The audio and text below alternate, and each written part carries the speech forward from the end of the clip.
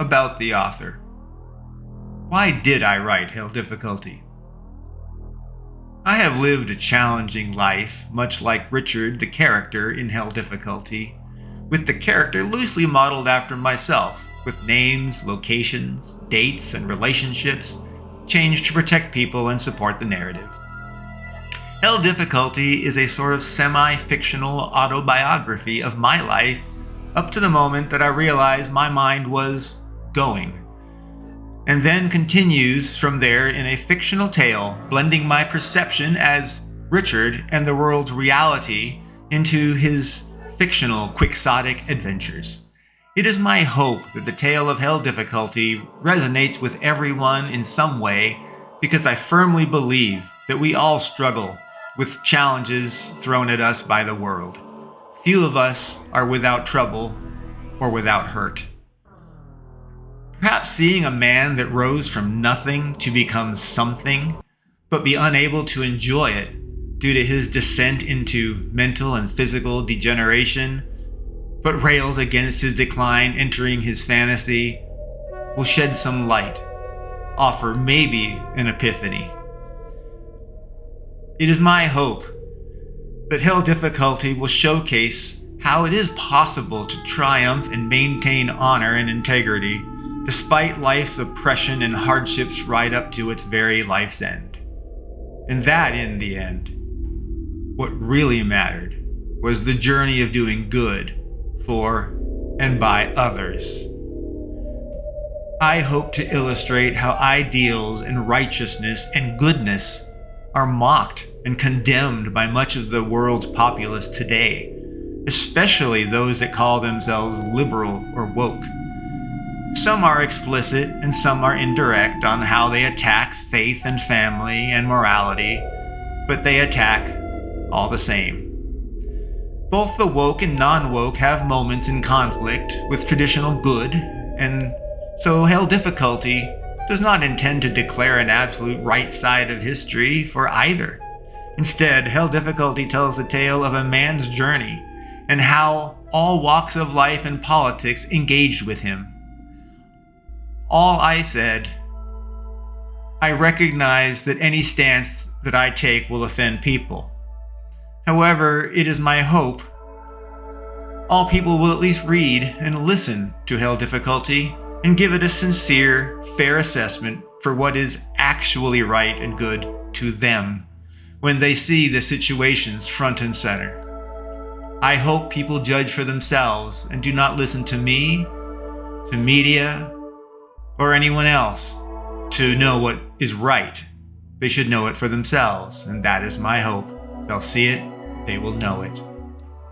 Who am I? In my reality, one morning I looked into the bathroom mirror and I did not recognize the face looking back at me. I was freaked out. I did not know how to process that I did not recognize my own reflection. With emotions running high, I started wondering if I could have had a stroke. Then I realized that there were things I could not even recall.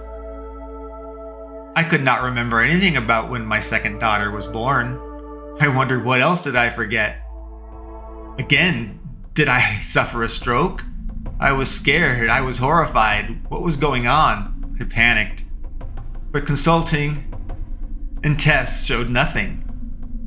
Instead, it was implied that maybe I just was depressed, or I might be making something up so I could score some drugs.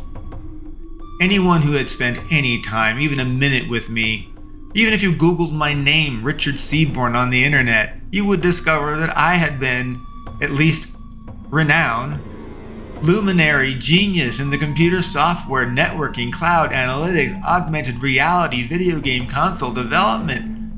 For over 30 years, I have been Chief Technology Officer, studio head, working at major companies, Fortune 500 companies. My groups represented a profit. Insane. The revenue is over $1 billion in over 7 years. My success was so easily verifiable. So I ask you, why would I make up that I was losing my mind? Stopped working because I wanted to? I didn't want to make money and stock and all those things that they gave me, have the sense of pride of all my accomplishments because I wanted to score some antidepressants and maybe some Ativan? Come on, seriously? That's absurd. Things quickly progressed, or they were discovered looking for them. It was weird. As I went to doctors trying to figure out what was wrong, analog, old-school clocks' hands were actually confusing to me at times. It was like, what did the shorthand mean? What's the longhand? Where should they be for 50 minutes versus 10 minutes after an hour? What was my zip code? Gosh, the things I couldn't remember in moments, but might remember an hour later. It was weird. It was crazy. Cardinal directions were once perfect for me. North, south, east, west. I know everything, everywhere, all the time. Suddenly, I can't remember, or my east and west was very consistently flipped. Sometimes I would even forget the city I was in the middle of a restaurant. None of it made sense to me. But if you asked me 3 hours later, I might remember. I might know. It was like there were fragments of my brain that simply weren't there anymore. I would forget things on tables, leave cabinet doors open. I refer to my sandals once as slippers. Over time, I had a lot of words I swapped with other words. I guess they call that aphasia. And then there were my occasional syllable elongations and exaggerations that I couldn't explain, but they weren't consistent. They come, they go. I never understand. It was simple, like things just sometimes went just wrong, but they might recover. Again, none of it made sense. Holding things required focus and attention and effort, so I did not drop them randomly. I would use both hands to carry a cup for fear of one hand might just let go and the cup fall. I would brush my teeth, but every so often the brush would just jump out of my hand down into the sink or onto the soap tray, sending it and its soapy water flying onto the mirror, onto the countertop, where I'd have to do more time cleaning that mess up. Sometimes I wondered if a lot of my tasks included a fair amount of mess cleanup time. My knee or leg might rarely lag behind me when I walked. It was like my mind had one action and my body had a delayed response. So when I would take a step once in a while, it would pull a muscle or strain a ligament. I have even fallen due to physical lags in those limbs. The same thing happens to my hands and arms, but that is more often resulting in hitting things, which bruises or cuts me. My skin is very thin, ironically, at this point too, so I consequently easily cut and easily bruise, which makes my clumsiness especially problematic, annoying, if not outright injurious. My legs and arms, they've withered a lot as I've gotten older, especially since these last 5-10 years, I'm not sure anymore. And my entire body has become quite gaunt. I had lost 73 pounds and was very unhealthy looking. I looked like an advanced cancer patient, as one doctor said, not very flattering. I began a concerted effort to eat excessive sugary foods to regain my lost weight. And, well, it didn't seem to work so well. I did gain some weight back, but never what I had lost. Somehow, it became quite bad that I lost all that weight. My blood sugar, however, stayed the same. I've always been type 2 diabetic. It's under control, they say now, but it's never gotten perfect no matter how much weight I've lost. We just know. The doctors tell me there's something wrong with my metabolism. It's not multiple sclerosis. It's not Lou Gehrig's disease. Yeah, no MS, ALS, just something weird. They don't know what it is. Itches confounded me, especially at night when I was particularly stressed. The itches would appear always in some hard-to-reach place or on my face, and a simple scratch might help usually, but it seemed sometimes it was under my skin and I couldn't get to it. Sometimes I felt like I would have to cut my skin just to scratch to relieve the torment that it represented. So I would scratch and scratch and scratch, usually until the skin broke, and by then, I guess the pain was enough to distract it, and the itch would stop. But as a result, I often had to scratch little scratchy holes in my skin. In rare cases, the itches actually moved. They would run from my scratching solution as though they were little demons fleeing from the solution. They sought to wreak havoc and dance upon my flesh, ever scratching, ever itching me. In such horrific moments, only scratching another area somehow distracted that itch, or maybe it disrupted the nerve system. I don't know. But I could end up scratching and flailing all over a leg or a foot just to scratch something that I thought was on my toe. It's simply, sometimes my nervous system is like a random map with nodes that go all over the place like a storm, and sometimes they were correct. I just don't know. I occasionally wore my shirt or sweats backwards, or even inside out. Apparently I got confused and just threw them on wrong. The only way I ever kind of recognized it was when I try to put my hands in my pockets and they don't fit. Well, because the pockets are inside out. Or discover that my pants feel weird and I discover that the stitching is wrong. Well, it was me. I did put them on backwards. Front, back, forward. I was not always this way.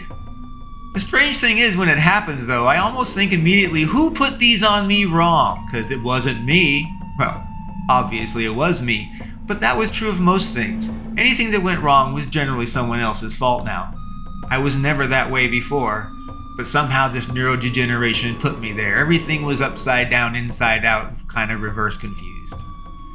And then there was emotional lability, as the doctors called it, and specifically gave it a medical name for me, pseudobulbar affect, or PBA. I cried not because I was terribly unhappy, which strangely I think I should have been given all of my maladies, but because my brain misfired, and tears would just flow and things would go off the rails, making me suddenly feel terror and hopelessness, like I was down the bottom of a well with a glass cover on the top and my oxygen slowly waning. Sadly, most of these things that made me unhappy had fair odds of also triggering an excessive response in my brain and resulting in that PBA crying episode. It was like emotional epilepsy. I would just explode and be out of control, crying, sobbing, emotionally unstable. I had, apparently, emotional lability as a clinical diagnosis with pseudobulbar affect. Perhaps worst of all was arguing about something that was unimportant with people that are important to you, and not being able to stop even though you know you want to stop. It was like my thought to word and thought to action filter didn't work reliably anymore, and sadly even sometimes worked less and less over these years. My interactions with people was compromised. The doctors concluded that I may in fact suffer from advanced neurodegeneration, quite probably frontal temporal lobe dementia, or the thing that they just called FTD. Though they said it could just be Lewy body dementia with elements of Alzheimer's or Parkinson's or ALS. None of those sounded good. Some doctors conceded that for no explainable reason my brain simply atrophied and continued to shrink and would result in things not working right all the time and would eventually progress to death. They added consequential diagnoses like, in the interim, your degeneration has resulted in bipolar disorder, generalized anxiety disorder, generalized health anxiety disorder, and so forth. The list soon became more akin to simply, you're declining. You will eventually be completely lost and not know who you are, where you are, or anything. One cannot really know how long they will be alive, nor how well they will remember the things in the future. But it is another matter when they can no longer rely on knowing what they knew, much less learn new things anymore. When memories can be triggered, it proves to me they're still there, they're still intact, I just can't access them reliably and directly. Some other related triggers must bring them out of deep storage so they can be accessed again and, maybe restored back into modern current memory so that you can use them regularly. I don't know how memory works, but what I can tell is my memory is confused. I just don't really agree that their diagnoses made sense. Hell difficulty should trigger my own memories as I write it, so I can recall. I will write them down, all of my memories, before they fall off my mind cliff, down into the river of Styx, where souls and memories are lost adrift for all eternity. I do not want my mind to go gently into that good night. I intend to rage against it. I will write Hell difficulty, and it will be epic. The format of Hell difficulty is not the typical book structure, but is rather a collection of snapshot memories as I could remember them, ordered where I felt they exerted the most influence on me or the story that I want to tell. There's a greater story arc connecting all these snapshots, illustrating the blurred line between fact and fiction in the mind of a degenerating brain. As dementia usurps the mind of Hell difficulties, Richard, not me the author, he invents a fantasy world augmenting the reality, the real world, for him, so that he can pursue his quixotic fantasies.